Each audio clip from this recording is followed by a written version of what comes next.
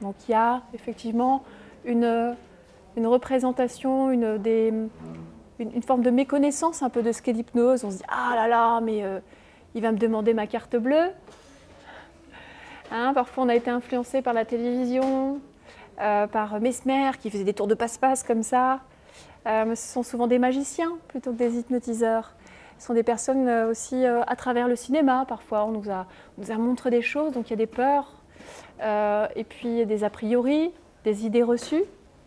Et parfois quand on dit ah bon, tu as peur de l'hypnose, ou tu ne crois pas à l'hypnose, est-ce que tu as essayé? On va dire oh ben non, je n'ai pas essayé. Je dis alors comment tu peux savoir? Parce qu'il arrive qu'on ait un avis sur tout, hein, et surtout sur ce qu'on ne connaît pas. Hein? Donc faire bouger les croyances, ce n'est pas toujours évident, bien sûr, mais c'est tout à fait possible.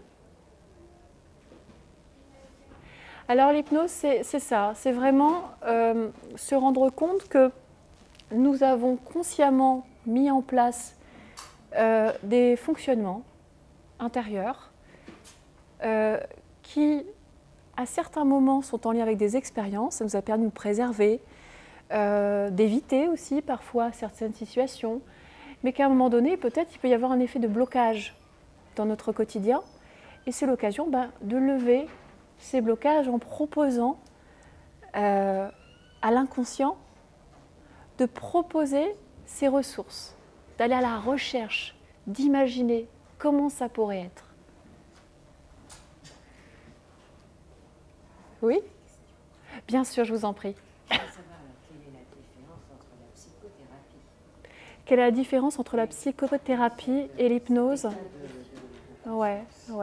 Alors, concernant l'hypnose à proprement parler, on appelle ça une thérapie comportementaliste courte. C'est-à-dire que sur des points un peu spécifiques, un exemple tout simple, je prends la parole en public, j'ai une très très grande peur. Eh bien, je peux aller faire une séance d'hypnose et d'autres choses encore, et ça va assez rapidement permettre d'avoir accès à l'objectif visé. Parfois, sur la psychothérapie, c'est aussi très intéressant parce que ça permet de retravailler des pans de vie, d'avoir des meilleures compréhensions, des mécanismes.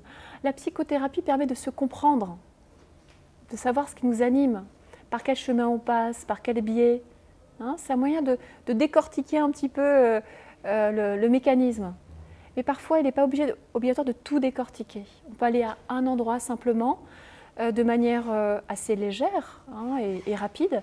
Et pour cela, il existe un certain nombre de thérapies comportementalistes courtes. Voilà. Donc c'est plutôt, l'idée, c'est de travailler, lorsque vous allez travailler avec un hypnotiseur, en hypnose, c'est plutôt 1, 2, 3, 4 séances. On ne va pas tellement plus loin sur un sujet.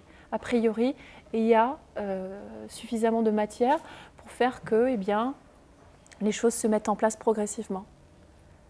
Donc la personne qui hypnotise son patient, client tout simplement, va l'amener à un état qui lui permet de retourner au contact de chacune des parties de soi. Parce que comme vous le savez, on n'est pas monolithique. Vous êtes au courant de ça? Est-ce que vous avez l'impression qu'il y a des fois des personnes à l'intérieur de vous qui disent je vais manger du chocolat. Ah non, je devrais faire attention à ma ligne. Ah, je resterai bien sur le canapé. Ah, va travailler un petit peu. Vous vous rendez compte un petit peu ces dialogues intérieurs? Ça vous arrive aussi ou il n'y a que moi? Ah, super. Tout va bien. Ok. Eh bien, ces parties de vous sont des parties qui sont en fait votre tout. L'idée, c'est de pouvoir les unifier, harmoniser, les mettre d'accord.